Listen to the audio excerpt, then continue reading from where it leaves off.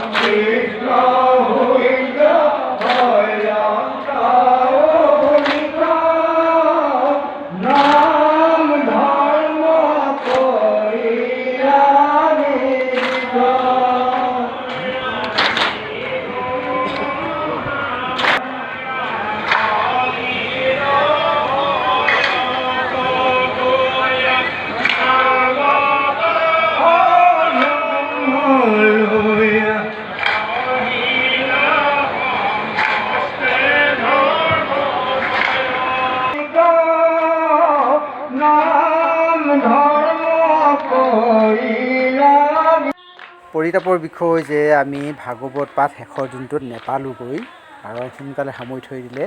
আমি নাম লৈ থকাৰ অৱস্থাতহে পালোঁগৈ। নাম লৈ থকা শেষত আমি চাকি বাতি জ্বলাই আহিছিলোঁ। তাৰ আগত যাবলৈকো মোৰ অসুবিধা, চাকৰি তাগিদাত উপস্থিত থাকিব নোৱাৰোঁ, গতিকে যোৱা নহ'ল। আজি গৈছিলোঁ, নেপালোঁ।